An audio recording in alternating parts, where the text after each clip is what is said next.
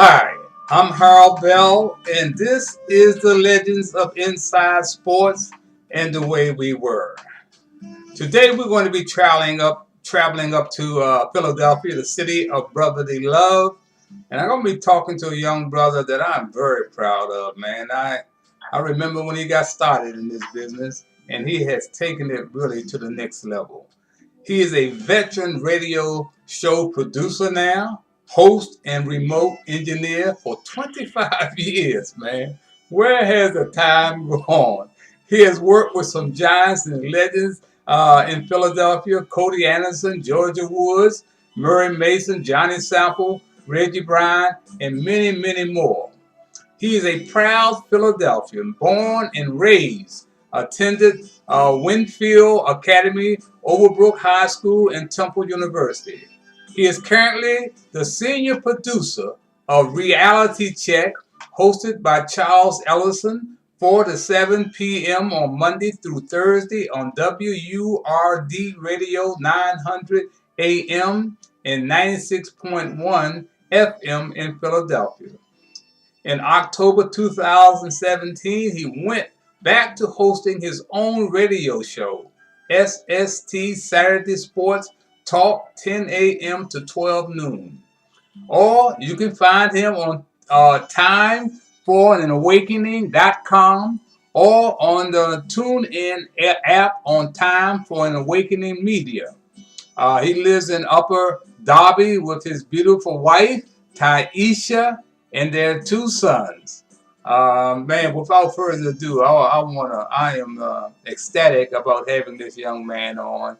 I'd like to welcome Mr. Troy Whitmore. Good morning, Troy. Good morning, Harold, and thank you so much for the invitation. I'm humbled and honored to talk to a true legend when it comes to sports journalism. One of the best to ever do it anywhere in the United States, anywhere in the world, anywhere on the planet Earth. I mean, when I talk to some of the other legends that I've worked with over the years, your name is right up there with the greats. And so I'm very humbled and honored to be with you this morning. Well, thank you, Troy. Let's talk about one of those legends that you came under, my dear friend. In fact, he and I had done so much in the community. I had been knowing Johnny Sample since he first played with the Baltimore Colts. I watched him of course, while he was in college. He was one of the great running backs of all time.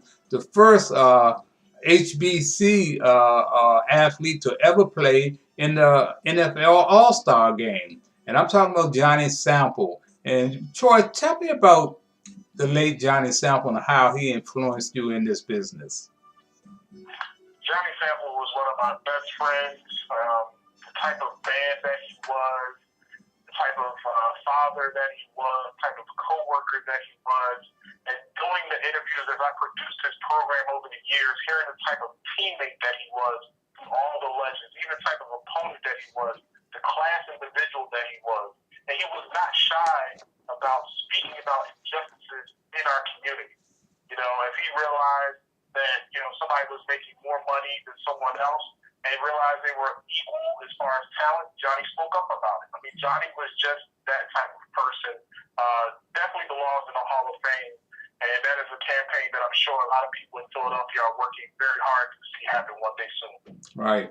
Troy, that's Troy right behind me over my shoulder under my picture with Muhammad Ali, right next to Jackie Robinson. That is Troy Whitmore.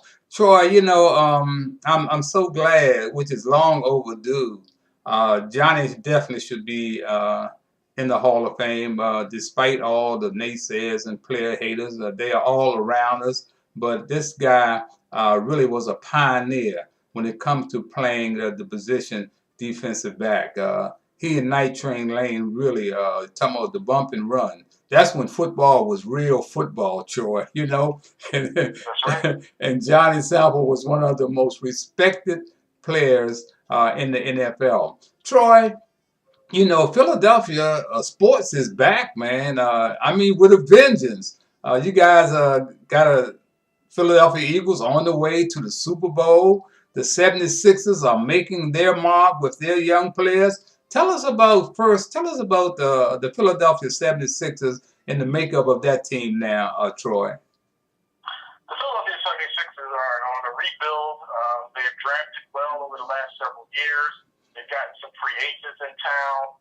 Brett Brown is coaching his way and trying to really put this team together and put them right back where they need to be in that upper echelon in the Eastern Conference and competing for a world championship.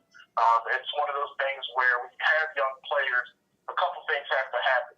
One, everybody has to stay healthy. And two, you have to be familiar with where you are on the court as a player. I often use the analogy of baseball with the Detroit Tigers back in the 80s with Alan Trammell and Lou Whitaker, shortstop and second base. You have to know when the play is called where the players are going to be on the court, on the field, in hockey, on the ice, whatever the case may be. Once you have that down, the teams will start winning. They'll have confidence in each other. They'll be more comfortable with each other. And the sky's the limit for this team. So you stay healthy. You get used to knowing, where Joel Embiid will be, Ben Simmons, if Markelle Fultz ever gets healthy, he comes back, J.J. Redick. I mean, the entire team, once they stay healthy and know the plays, the sky's the limit. And this team has upset some teams. They've taken some blowouts, as young teams will. But once they get together, they beat the Spurs the other night. And this town, this team, this city is waiting for it to happen, and this team is getting there. All right. Troy, I just saw a clip, man. And speaking of the young man, Joel Embiid, he dunked on Westbrook the other night, and you talk about a vicious dunk, and he turned back and stared Westbrook down. Now this is not one of the guys that you want pissed off at you, but that's the kind of confidence that this Philadelphia team seems to have. They fear no one, Troy. And that's the type of mentality you have to have as a professional athlete. You can't be scared of anyone.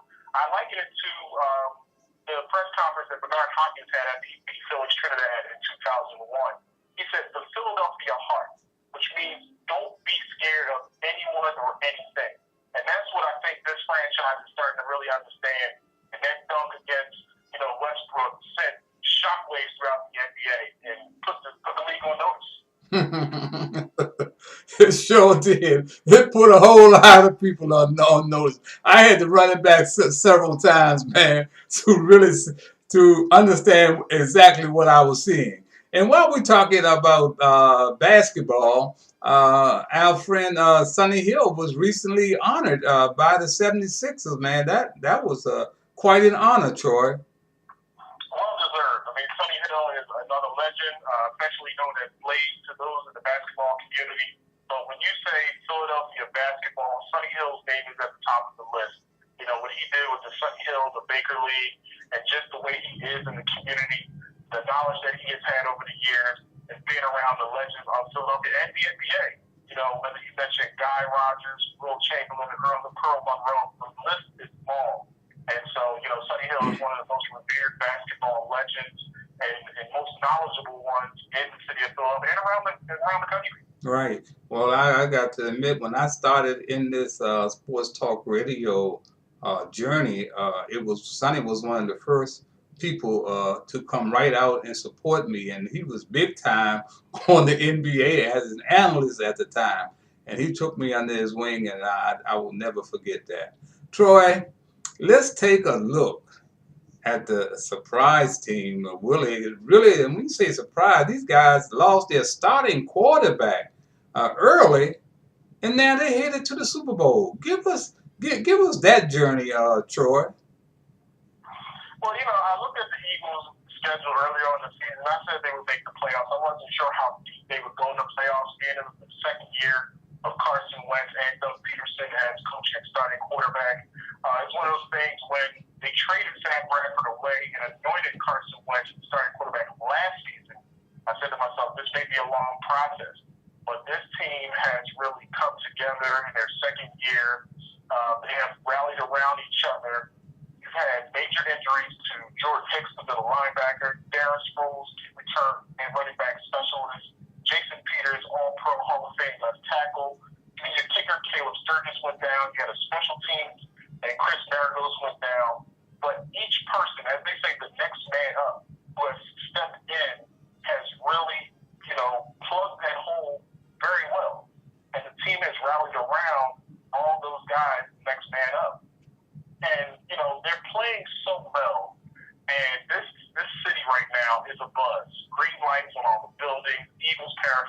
everywhere, people swearing, and it's amazing to see how well this team is doing. And I've looked at the schedule over and over again, looked at the wins and the losses, looked at the way they played, and this team right now is doing something very special.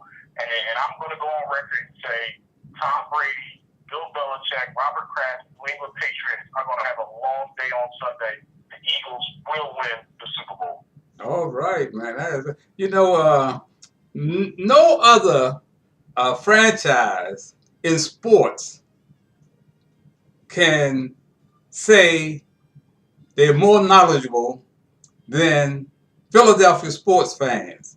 They are very knowledgeable and very ratty. There's no doubt about it. You got to be careful when you go into a sports arena. I don't care if it's hockey, baseball, basketball, or football. You got to be very careful how you root and who you root for. Tell us a little about that history. In fact, Philadelphia is the Eagles are the only franchise that has a built-in jail, Coy. That's true. I mean, this city, Philadelphia, is a blue-collar town. People get up, work 9-to-5 jobs, work very hard. It's a former factory-laced town, and it's gone more corporate over the last several years. But the history of Philadelphia being that type of no-nonsense, hard-work type town has transformed itself into the fan base. And so, the fans, they work hard, they earn their money, they save up, they buy the tickets and the merchandise, and they root for the team. And so any team that, comes in here that thinks they're going to try to intimidate us, we have the home field advantage. So the fans are very loud, they're very vocal, very opinionated. And sometimes they get a little over the top. But for the most part, Philadelphia fans want you to know, don't come in here trying to root for your team if you're, Arizona or San Francisco or Chicago. You need to stay home and watch it on TV. I'm laughing because when you say they can go a little over the top, they snowball Santa Claus. One year they snowball Santa Claus, and not only that, they sent my dear friend, who was like a cheerleader for the Washington Redskins, Chief Z, bless his soul, my dear friend. I mean, they beat him up so bad. He said he didn't even want to fly over Philadelphia anymore. That's the way the Philadelphia fan base is, We don't have a problem with you rooting for your team. Just don't come in our stadium to do it, So stay home, watch it on TV in your easy chair, and have a beverage of your choice. But don't come in here and drive up 95 or jump on a plane and then come in here and think that you're going to get a victory. This is our house. Yeah, I got the man. There's no denying that is your house. Let's take a look while we're here at the New England Patriots and what are some of the things that Philadelphia really name some of the things that they're going to have to work on really hard when they play the New England Patriots on Super Bowl Sunday. What are some of those things that they're going to have to concentrate on and make work for them in order for them to win the Super Bowl, Troy? Well, the first thing is to get to Tom Brady quick. Put some pressure on him, blow that offensive line, right off their heels, get Brady space. He's 40 years old. He's been around a long time. He's had some bumps and bruises. He may not even want to really be in the game. I mean, he knows the historic significance of it if he is to win, but he probably doesn't really want to be there. He's made enough money for, his generation, his grandkids, great-grandkids, but it's something that he has earned with that franchise. So the Eagles defense and Jim Schwartz, the defensive coordinator, really has to get to Brady early, put some pressure on him, as well as play smart with the defensive backfield, as far as the cornerbacks and the safeties against their wide receivers and tight ends, not get any, penalties and have any, brain lockups, and just really play smart defensively. Right. Well, one of the things too, Troy, that you got to do with Tom Brady, you got to keep him off the field. And how do you rate your running backs and running game in order to do something like that, Troy? Well, one of the things that happened during the season when Aaron Sproles went down, we had Garrett Blunt here, we had Clendon here as well. But when Howie Roseman Eagles went to the Dolphins and got Jay Ajayi here, that really changed the game because, the NFC East is run the ball, smash mouth football. So you bring in the A train in here, that gives you a three-headed running back type of offense. Ajayi is strong, he's fast, Garrett Blunt is super strong, and Clement is just lightning quick. So any three of those running backs can easily get 100 yards. All three of them together can probably rack over 200. It's just going to be something that I'm sure is giving the Patriots defensive coordinator sleepless nights going into Sunday's game. So the running game is definitely going to be there for us. And the passing game as well. I mean, we have a lot of very good wide receivers. Torrey Smith, Alshon Jeffrey, Brett Selleck, Zach Ertz, the entire wide receiver and tight end crew. They're stacked as well. So, we can change it up and we'll be just fine. Yeah.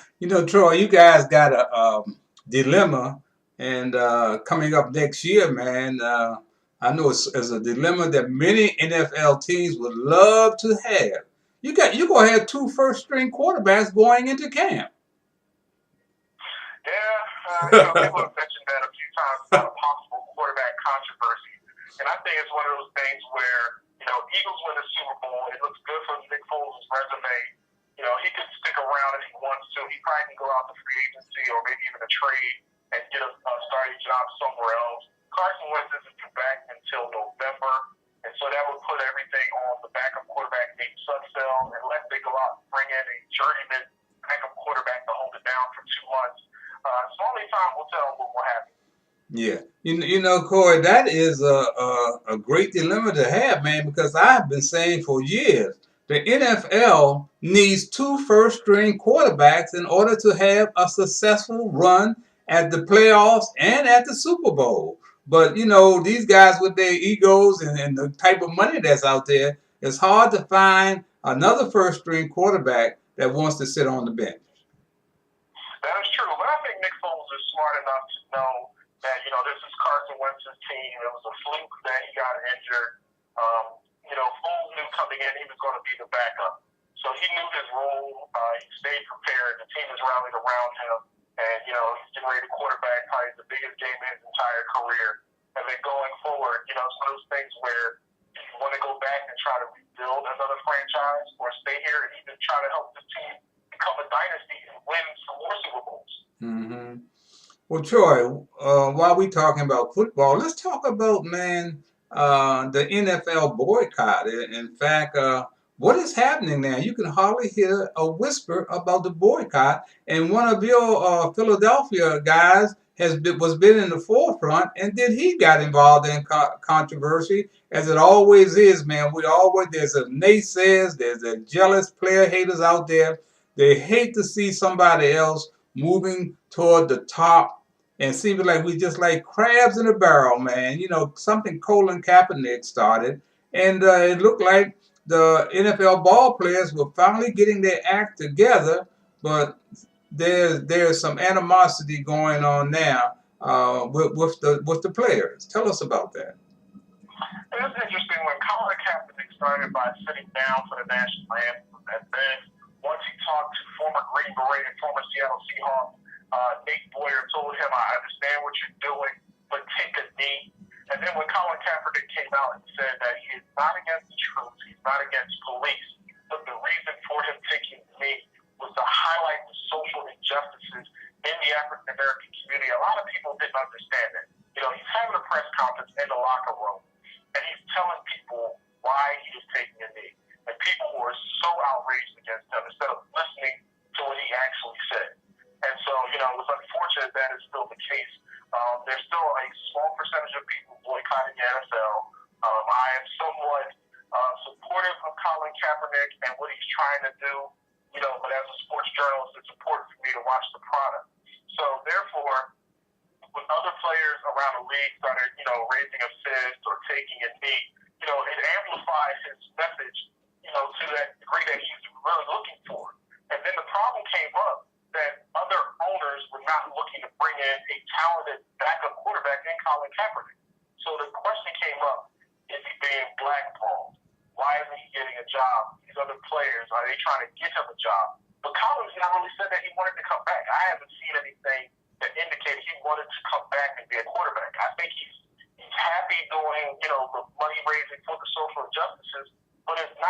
KD wants to come back. So now, people thought that Malcolm Jenkins was a sellout and other players because the NFL got on board with their initiative to put some money into social justice programs throughout the United States. And it's kind of cloudy. And it's one of those things that, maybe in the off season, maybe Malcolm Jenkins can sit down, and some of the other players can really sit down with Colin Kaepernick and say, hey, listen, are you comfortable with not coming back? Do you want to come back? Maybe sit down with Roger Goodell, maybe sit down with some of the others and figure out what is the problem. Why are you not wanting to help these social injustices in the African American community when your league is 70% African American? Where is your product going to come from 5, 6, 10 years from now, but from the inner cities, from high schools and colleges, whether it's Detroit, Philadelphia, Pittsburgh, the list is long. And so something has to happen in 2018, 2019.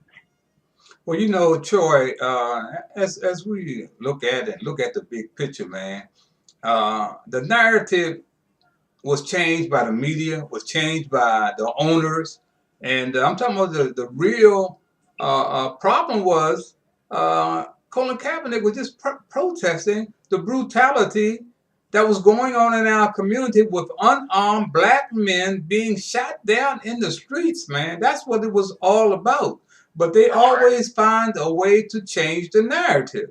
And when I think about what Malcolm Jenkins has done, Richard Sherman and his partners in Seattle, man, they have really stood up and not backed down. But what has happened, when you got the president coming in saying you need to fire those SOBs that don't stand and respect the flag, and then Jerry Jones actually echoing what he said, that really disrupt the whole situation. And when you stop and think, this is something that Johnny and I was talking about way back when, man, that the pro sports franchises are seen as plantations. The first professional athlete, Troy, was a black slave. When he used to run against the other plantation slaves, horseback, boxing, all that started way back then. Here it is, Troy, we're heading into 2018 Super Bowl, and you do not have one black minority owner. But and out of 90 sports franchises, Corey, there's only one minority owner in all of them, and that's Michael Jordan. Something is wrong with this process, Corey, and people need to stand up. Good white people, good black people, if we're going to solve this problem. You cannot allow, these athletes, of course, they're paying them big money, to sit back and allow this to continue to happen. I agree with you 100%, Harold. I mean, it's one of those things where, people try to say, well, they should just play football. But you have to understand, they are human beings, whether it's Malcolm Jenkins, Colin Kaepernick, Richard Sherman, Eric Reed, whoever it may be. They could get pulled over by a police officer. That's right. They could be executed. That's right. So I understand the passion in which they're trying to shine a spotlight on something that doesn't need to happen. You have Eric Gardner in New York being choked out over some loose cigarettes, and he's not armed whatsoever. And then, the laundry list is long of unarmed black men being executed by police officers, and no one seems to care. Right. Troy, I think about what happened to the young brother from the Seattle Hawks team that was in Las Vegas for the Mayweather fight. He was profiled. There's no doubt in my mind he was profiled, Troy. That's right. So somebody, we got to step up, and it's really so pitiful that we got people in major sports media, as they call it, Troy, black brothers who are sitting on the fence, scared to speak up. And when you find that there's a sportscaster, a female sportscaster got much bigger balls than male sportscasters to step out front, man, and say this is wrong. Something is wrong with this whole thing. People are profiling. Sports talk has become entertainment. When I started sports talk, Inside Sports in 1970, I was outside the box. I was real sports, all those things, because people were saying you can't mix sports and politics. You got to mix them. It's a part of the game called life. And that's why Inside Sports took off the way that it did, because I was the only one out there with a format like that. So man, it's great to know that you're in Philadelphia, you're having a successful sports talk show, and hopefully that you will bring about some change, man, in the way that we see each other. Because I used to go off the air, Troy, um, every Saturday by saying every black face you see is not your brother, and every white face is not your enemy. And as you can say for yourself, you've seen there are a lot of white folks who will support you as long as you are about what you're saying, as long as you're being consistent. That's what I found out, Troy, that the respect that I still get is because I am consistent, man. And you can't go on the radio one week and say something, then go on the next week and say something. People recognize that, man. I agree with you 100%, Harold. And, mixing sports and politics is definitely something that needs to happen. People have a platform, they have the right to do so. And if the owners want to try to, play funny and come up with some new rules, I think that's going to backfire on them. And they have to be very careful not to really, backfire on your own product. Because, like I said, 70% of the NFL is African American. And I gave a scenario one time, and you'll appreciate this. I believe it was when Washington was playing Denver, and I gave a situation where, what if the Denver Broncos paid the driver to take the bus and just go on a tour of, D.C.? And imagine, they're looking for the team, and the team's not there. You have the network ready to play the game, and everything is slowed up, so you have a problem. And that's one of the things that the owners have to be mindful of, that it can backfire if they try to censor and try to ban players from, trying to make sure that their nieces and their nephews and their family members are not executed by police for being unarmed African American people. Mm-hmm. Troy, of course, we're running out of time. We always run out of time when we got a show like this that has so much substance. Troy, are you going out to Minnesota for the game? Unfortunately, no. I will be camped out at my aunt's house with family and friends. And once again, putting it out there that the Eagles will win the Super Bowl. I will be so happy to once again be a part of history and see this city get a well-deserved, Super Bowl championship. And it's long overdue. And that change is going to come. The Eagles are going to start their dynasty run this Sunday. Right. Well, Troy, it's hopefully that we can get you back here probably that Saturday before the game and talk about how things look going up. And of course, when the Eagles beat the New England Patriots, I want you back here to talk about that, man. This has been very has been a spiritual uplifting, man, to have to see a young man make the type of progress that you have made in sports talk radio. And of course, my man, I say there all the time, I miss Johnny Sample, man, because he kept it real. And that's what I'm hoping that you will be able to do in Philadelphia. Keep it real. Absolutely. Troy, once again, man, I want to thank you for taking time out to be here on the Legends of Inside Sports, and looking forward to having you back again real soon. Okay, my brother? Anytime you call, I'll be here for you. Okay, thank you so much, Troy. Catch you on the rebound. All right.